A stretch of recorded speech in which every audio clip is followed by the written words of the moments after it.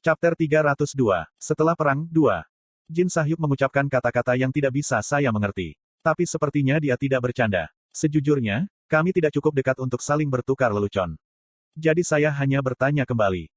Petik 2. Kamu melindungiku. Ya, kamu dengar benar. Dia bahkan menurunkan manhwa dan menatapku dengan serius.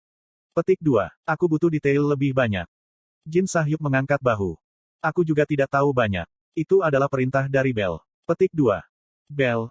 Ya, dia mengatakan Yi Yeonjun berencana untuk membunuhmu. Saya tahu Anda bukan tipe orang yang mudah menyerah, tetapi orang yang Bell peringatkan tentang saya biasanya kuat.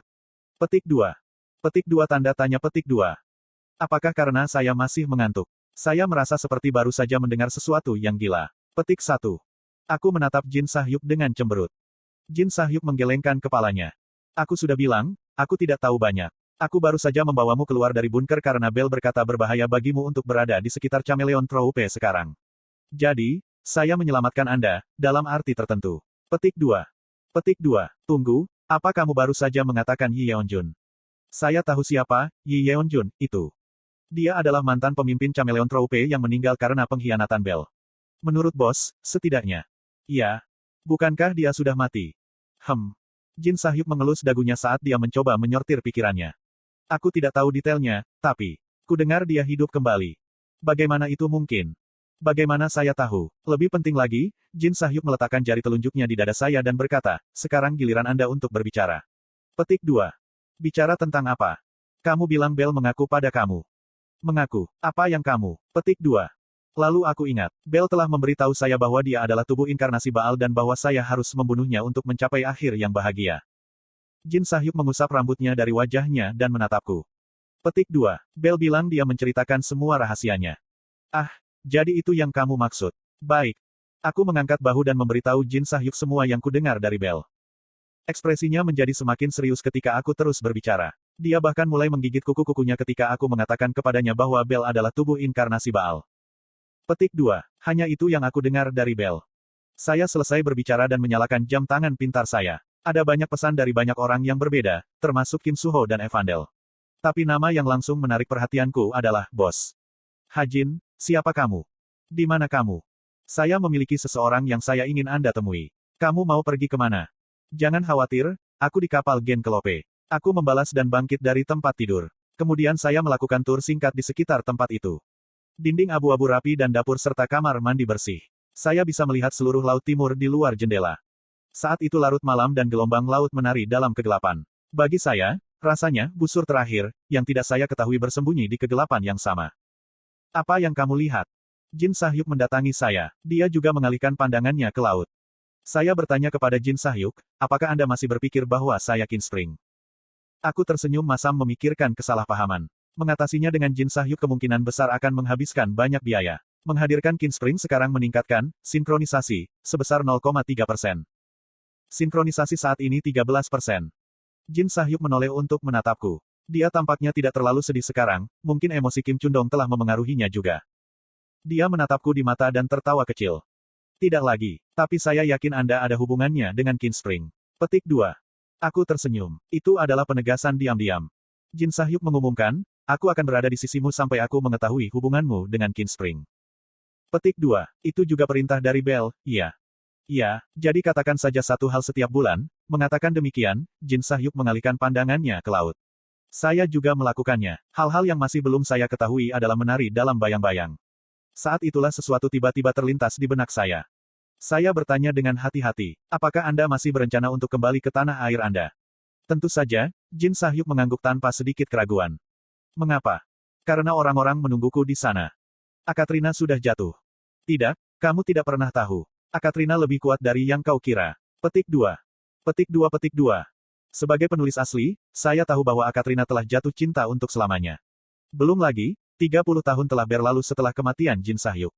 Akatrina tidak akan mampu bertahan selama itu. Bagaimana jika Akatrina tidak ada? Apakah Anda masih akan kembali? Saya bertanya dengan dingin. Aku merasa agak bersimpati kepada raja yang mengharapkan sesuatu yang mustahil. Petik 2. Itu tidak masalah. Saya pikir Jin Sahyuk mungkin marah. Tapi sebaliknya, dia menggelengkan kepalanya dengan tenang. Tanpa Akatrina, aku tidak punya alasan untuk hidup. Petik 2 Petik 2. Dia membawa tekad paling tegas di dunia. Meskipun Jin Sahyuk kehilangan banyak hal, dia masih memegang harapan ini. Saya dengan senang hati akan menemui kematian saya di tanah air saya. Akatrina, sangat berarti bagi Jin Sahyuk. Seseorang di dalam dirimu menanggapi keyakinan raja. Sinkronisasi meningkat 2%. Sinkronisasi saat ini 15%. Peringatan, berhati-hatilah untuk tidak kehilangan dirimu sendiri. Tampaknya kesetiaan Kim Chundong terhadap Jin Sahyuk juga tulus. Petik 2. Saya berbalik dari Jin Sahyuk. Untuk mengalihkan perhatian, saya menelepon Spartan. Spartan muncul dari kehampaan dan mendarat di pundakku. Apa itu? Saya mengabaikan pertanyaan Jin Sahyuk dan mengalihkan perhatian saya ke jam tangan pintar saya. Hajin, aku merindukanmu Yuyu. Saya bosan gelombang. Ini adalah binatang roh yang kubuat hari ini gelombang kiti lucu gelombang apakah kamu menyukainya? Yuyu mengapa kamu tidak membalas? Aku merindukanmu. Yuyu. Semua ini adalah pesan dari Evandel. Saya tidak bisa menjawab karena saya tidak sadar. Mereka cukup membuat saya lupa tentang sinkronisasi. Petik 2. Spartan. Piek. Ayo kita lihat Evandel. Prar. Apa, di mana Anda pikir Anda akan? Dengan anggukan, Spartan segera mengaktifkan teleportasi. Kami tiba di hutan lebat yang dipenuhi dengan energi binatang buas. Hutan ini milik Evandel. Kebanyakan manusia tidak pernah bisa memasuki benteng alami ini karena kekuatan sihir yang terisi di dalam tubuh mereka. Tapi aku bisa, berkat sihir disfungsi fisik dan seragam teratai hitam. Saya berjalan menuju kabin Evandel dengan Spartan di bahu saya. My gift, Master Sharpshooter, yang naik ke kelas 1, memungkinkan saya untuk memahami struktur hutan dan lokasi Evandel saat saya menjejakkan kaki di dalamnya. Kabin Evandel pangkat-pangkat. Segera, saya tiba di sebuah pondok dengan plat pintu yang imut. Dengan senyum kepuasan, saya mengetuk pintu. Saya mendengar suara di dalam. Tidak bisa menunggu lebih lama lagi, aku mengintip melalui pintu. Evandel menggosok matanya di tempat tidur. Sepertinya dia baru saja bangun. Evandel, ini aku. Aku berbisik di depan pintu. Segera, mata Evandel melebar. Dia bangkit dari tempat tidur dengan tergesa-gesa dan lari ke pintu untuk membukanya. Petik 2 tanda seru petik 2. Matanya menjadi lebih besar ketika dia melihatku. Bagaimana kabarmu? Petik 2. Aang. Setelah dibiarkan sendirian selama berbulan-bulan, Evandel melompat ke lenganku dengan air mata di matanya. Cara dia memanggil namaku berulang kali, Hajiin Gelombang, membuatku sedikit menangis juga. Aku memeluk Evandel dan menepuk kepalanya. Itu pasti reuni yang menyentuh. Selama 4 jam berikutnya, saya melihat sekeliling kabin bersama Evandel, pergi keluar untuk bermain dengan Evandel dan binatang buasnya, meminta Evandel memperkenalkan semua binatang buasnya kepada saya satu persatu, dan kemudian kembali ke kabin. Apakah kamu ingin bertemu Rahel sekarang? Rahel. Evandel menjerit kegirangan. Ya, tapi kami tidak bisa bertemu langsung dengannya. Kami akan memanggilnya begitu saja. Petik 2. Ah. Pada awalnya, dia tampak sedikit kecewa, tetapi segera senyum muncul di wajahnya. Untuk pengalaman yang lebih jelas, saya membuka aplikasi bernama Hologram. Saya kemudian mengirimi Rahel SMS yang memintanya untuk memberi saya panggilan video. Tiriring. Segera, jam tangan pintar saya berdering, dan saya segera mengangkat telepon Rahel. Memasuki ruang obrolan hologram. Hologram Rahel muncul di depan kami. Itu sangat realistis sehingga saya merasa seolah-olah Rahel ada di sana secara pribadi. Hai. Apa yang sedang terjadi? Bagaimana Anda bisa masuk ke sana, Hajinsi? Aku punya cara. Rahel Gelombang. Evandel merentangkan tangannya dan pergi ke Rahel. Dia pergi untuk pelukan, tetapi karena Rahel hanya hologram, Evandel melewati tubuh Rahel. Ah. Tanda hubung. Tunggu sebentar, Evandel. Kami akan segera bertemu lagi.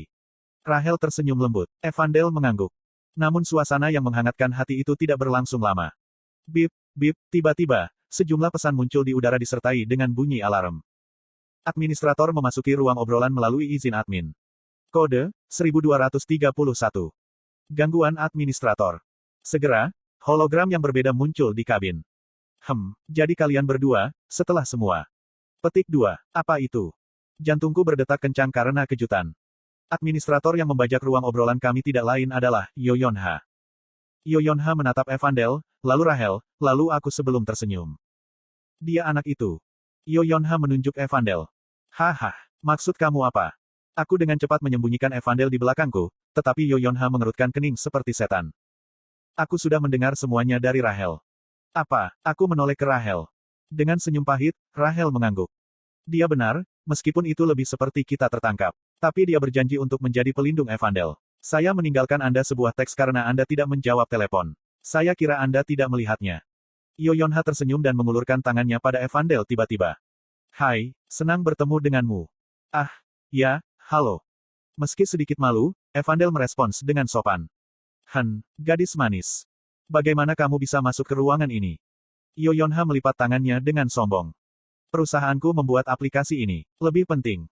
Tak dadak, Yoyonha mulai mengetik di keyboard. Dia mencoba mengirim pesan pribadi kepada saya. Kamu yang meminta Yo Jin Hyuk untuk menyelidiki Yi Yeonjun, kan? Petik 2 tanda seru petik 2. Aku tersentak, lalu melirik Yoyonha sekilas. Dia tampak yakin bahwa itu adalah aku. Aku benar-benar tidak bisa melewati Yoyonha. Pada titik ini, saya tahu dia tidak akan mempercayai saya bahkan jika saya mengatakan itu bukan saya. Kuhum. Aku mengeluarkan batuk kering dan sedikit mengangguk. Aku tahu itu. Kami menempatkan semua kami dalam penyelidikan Yi Yeonjin sekarang. Semuanya tampak agak teduh, tetapi mengapa Anda mencari orang mati? Jadi dia sudah tahu Yi Yeonjun secara resmi mati. Terkesan, saya mengirimi Yoyonha pesan pribadi. Rumor mengatakan dia masih hidup. Maaf. Yoyonha mengerutkan kening lebih jauh. Oh, kalau begitu mungkin. Dia tidak menyelesaikan kalimatnya, tapi aku tahu dia bertanya tentang insiden Kwang Oh. Iya, Yi Yeonjin adalah pemimpin grup Chameleon selama insiden Kwang Oh. Saat itu, Chameleon Troupe lebih kejam dan tidak manusiawi daripada sekarang. Saya melihat. Yoyonha membuat ekspresi yang agak sedih. Aku mengerti mengapa kamu ingin menangkapnya. Tak dadak. Pengetikannya berlanjut. Kurung siku buka. Saya mendapatkannya tetapi tidak melakukannya sendiri. Saya tahu betapa Anda membenci Chameleon Troupe, tapi berjanjilah padaku, Anda akan bekerja dengan saya kali ini. Penyesalan, kesedihan, tekad. Semua emosi itu tertanam dalam ekspresi Yoyonha. Baik, aku akan mengandalkanmu, kalau begitu. Saya menjawab dengan senyum tipis. Namun, Rahel, yang selama ini ditinggalkan, tiba-tiba menyipitkan matanya. Apa yang kalian berdua lakukan? Tanda hubung. Tidak masalah bagi Anda, itu sesuatu yang penting. Yoyonha melambaikan tangannya pada Rahel seolah mengusir lalat. Rahel menutup mulutnya karena malu. Bertekad untuk membalas dendam, dia kemudian mengubah beberapa pengaturan, mengecilkan ukuran hologram Yoyonha. Apa itu? Apa yang sedang kamu lakukan? Tidak bisakah Anda memberitahu bahwa saya sedang melakukan percakapan? Tidak, akulah yang menelepon Ha Jin-si. Anda adalah pengganggu, Yonha-si. Apakah kamu bercanda? Apa? Tiba-tiba, suara Yoyonha menjadi bernada tinggi. Rahel tidak hanya mengubah ukuran Yoyonha tetapi juga suaranya. Apa yang kamu pikir kamu lakukan? Ubah saya kembali. Kami tidak membuat fitur ini sehingga Anda dapat melakukan sesuatu seperti ini. Haha, kamu lucu ketika kamu kecil, Yonha-si. Apakah Anda ingin telinga kelinci juga? Rahel mengetuk layar beberapa kali. Hidung Yoyonha menjadi merah dan sepasang telinga kelinci muncul di kepalanya. Hei, kamu gila. Yoyonha bukan tipe yang membiarkan hal-hal meluncur. Dia menggunakan hak administrator untuk membuat Rahel lebih kecil dari Evandel. Apa ini? Ubah saya kembali. Kamu yang memulainya. Hentikan menjadi kekanak-kanakan. Kamu yang bicara. Yoyonha dan Rahel, keduanya setinggi 130 cm, saling melotot. Evandel memperhatikan mereka seolah sedang menonton pertunjukan. Saya menelepon Spartan. Spartan. Prar. Kata-kata tidak diperlukan antara saya dan Spartan. Spartan dapat membaca pikiranku dan selalu melakukan apa yang aku butuhkan darinya. Tidak ada yang salah dengan jubah tembus pandang, kan? Prar. Baik, hati-hati, dan jika Anda tertangkap, segera kembali. Petik 2. Saya meminta Spartan untuk memonitor Yi Yeonjun dan bos. Saya ingin melihat apa yang dilakukan Yi Yeonjun dan melindungi bos. Kiao. Spartan mengepakkan sayapnya dan menghilang ke langit. Hanya karena media memanggilmu Elemental Swordsman, kamu memegang kepalamu terlalu tinggi. Jangankah Anda tahu bahwa menggunakan hak admin perusahaan untuk memata-matai ruang obrolan pribadi merupakan tindakan kriminal? Sementara itu, Rahel dan Yoyonha masih saling berdebat. Mereka saling berteriak dan menunjuk satu sama lain, tetapi saya tidak bisa mengerti setengah dari apa yang mereka katakan karena perubahan suara. Sepertinya butuh beberapa saat bagi mereka untuk tenang. Evandel, apakah kamu ingin keluar dan bermain? Ya. Evandel menyeringai. Oke, ayo pergi. Saya membiarkan dua hologram bertengkar dan meninggalkan pondok bersama Evandel. Di luar kabin ada hutan yang penuh dengan binatang roh Evandel. Pemandangan itu langsung dari dongeng. Unicorn terbang di langit, kucing dan tupai saling berlomba, dan kelinci dan kura-kura saling menggaruk punggung satu sama lain. Semuanya damai dan mengharukan. Pandemonium, persembunyian Chameleon Troupe. Di atap tempat persembunyian Chameleon Troupe, Yi Yeonjin menatap Pandemonium, kota yang dulunya milik Chameleon Troupe. Matanya gelap tetapi penuh dengan keserakahan yang bisa melahap Pandemonium utuh. Petik 2. Kamu melakukannya dengan baik, Byul. Saya bangga padamu. Yi Yeonjun menepuk Yi Byul yang berdiri di sampingnya di bahu. Yi Byul menatap Yi Yeonjun dengan mata penuh kebingungan. Dia selalu percaya bahwa dia sudah mati. Setelah dia membunuh orang tuanya sendiri, Yi Yeonjun telah mengambil peran sebagai ayahnya. Fakta bahwa dia telah kembali hidup-hidup adalah sesuatu yang tidak bisa dia terima dengan begitu mudah. Bos.